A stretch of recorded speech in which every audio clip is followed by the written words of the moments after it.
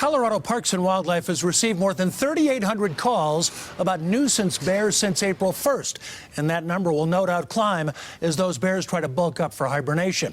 No one is more familiar with the people-bear conflicts than the police force in Aspen. There have been 3 bear attacks in that town this summer. A restaurant manager was recently bit in the leg trying to scare a bear out of a dumpster. Well, CBS 4's Matt Kroschel rode along with the officers to show us the scope of the problem. There he is right there. On patrol with Aspen PD. At night, there's bears just kind of have a run of the town. Non-lethal beanbag rounds in the chamber. And they're right here in the middle of town.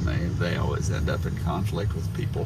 Let's back it up. Body cams rolling as officers try to get this big Bruin to leave. And this scene isn't uncommon. From bears in the downtown to bears ending up inside people's homes. You want to pick up the dog just in case?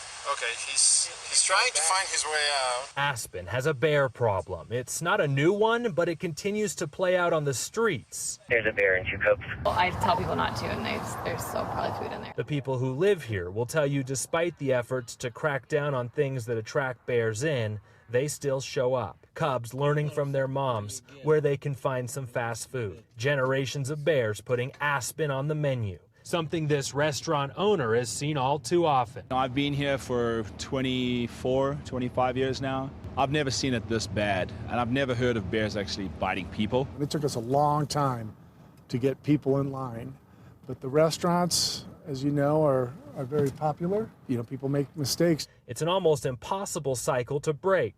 Often it ends with bears being euthanized when they enter homes or get close to people. We have a very passionate citizenship that supports bears and wildlife and wants to coexist with wildlife, as do we.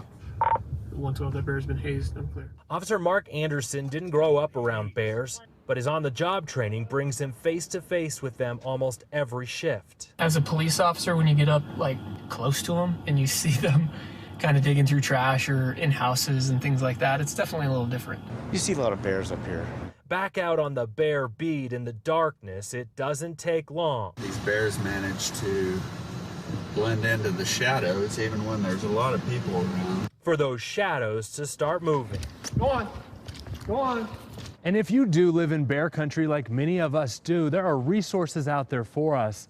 Things we should be doing, things we should not be doing. More than just putting away our bird feeders and making sure our trash is secured. Right now, CBSDenver.com, just click on our story for that full list, all the information you need to know to stay safe.